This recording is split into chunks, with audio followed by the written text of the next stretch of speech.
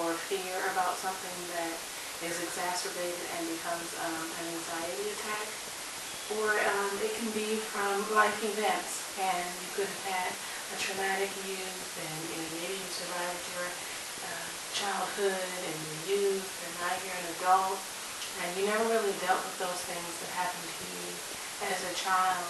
And as you have the daily stresses of life, children, husband, if you're a man or gay couple, your husband, your spouse, or your partner, and the domestic responsibilities that everybody has, and your children similarly, and just all kinds of stuff that you have to deal with on a daily basis that are just regular stresses, but compound on top of life events that have never been dealt with, that can cause severe anxiety and lead to an anxiety attack. The other thing that was mentioned was emotional suppression, and that is burying your emotions. So you know it's there, you know you need to deal with it, but you just keep moving along, you keep dealing with it, you keep taking care of your family, you keep taking care of your friends, you're not a priority on your own list, and you're just living your life for other people and never really taking the time to deal with your issues and to deal with the things that are giving you, that will potentially lead to, an anxiety attack. So if you just keep on burying your emotions and, that didn't really bother me, but it did really bother you, that can lead to an anxiety attack. So I want to talk to you about some tangible things that you can do to prevent an anxiety attack and to lessen the anxiety in your life. And one of the more obvious things that you can do, I don't want to say obvious because it may not be obvious to you, one of the things that you can do that you have the most control over is diet and exercise. I was telling somebody the other day, I was like, you know what, there's so many things in life that we can't control, but one of the things that we can control is what we put in our mouth and what we do with our bodies. And so you really can prevent and better deal with anxiety disorder or just general anxiety, about in that moment about things if you have a better diet. And specifically, caffeine and high sugar content. I was the queen of all lattes. Anybody that knows me knows that. And I still have one from time to time, but I had to severely cut back because it was causing my heart to race, and on top of stress at work and stress in life, it just made the problem a lot more bigger than it had to be.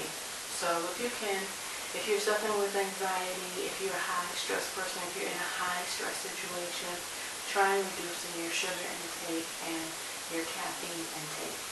I should say that the information on today's show is from my personal experience, and it is also from the ADAA.org. It's the Anxiety Disorder Association of America, and it talks about OCD and a lot of other disorders that are associated with anxiety, and it will give you a lot of good resources and help that you need. Another way to deal with anxiety is to manage your stress through physical exercise. I said the thing about diet and exercise. So the exercise part of it is that you can relieve stress by going to the gym, running a lap or two, getting on the treadmill. All those types of things, good cardio workouts tend to relieve stress. Now, I'm not a scientist nor a mind doctor, so I don't know the chemical ways in which it does that, but I do know that since I have changed my exercise regimen, that it has made a great difference in me dealing with anxiety at all, and has completely helped me to reduce my stress. And like I said about life events and emotional suppression, you need to really, this is the part that is really, really, really important to me. You really need to deal with those issues in life that you kind of pushed under the carpet, you just suppressed and said, oh, I'm over that, I'm an adult, I'm going to pull myself by my bootstraps, and I'm just going to act like that stuff never happened. I do believe in pulling yourself up by your bootstraps, and I do believe in moving forward. to deal with you. You have to deal with the issues in life, or your issues will deal with you, and you can end up somewhere with sweaty hands, a heart racing, and having an anxiety attack and feeling like you're going to die. So, deal with those issues in life. Make yourself a priority. If you had a traumatic youth, if you had a traumatic childhood, adulthood, whatever, deal with those issues. If you just got out of a really, really bad breakup, talk to somebody. A lot of people have this stigma about sitting down with a counselor and discussing the things that have happened in their life. And it's my personal opinion that it's a good thing to have somebody to talk to and to let them know what happened, and for them to give you tools and resources and ways that you can heal from those events. And some other people try meditation, sitting quietly for a few minutes and emptying your mind of the day's events or life's events, and just letting go and taking that time to really come to center and let the cares of the world kind of fly away in that moment. Another thing that I practice is I don't go to sleep with, if I'm upset at somebody, if I've had an argument with somebody, when it's time to lay down, I let that stuff go. If you're not into meditation, perhaps you're into prayer, and you talk to God and you let Him know, these are things that are bothering me. I need your help. They're bigger than me. Please heal me.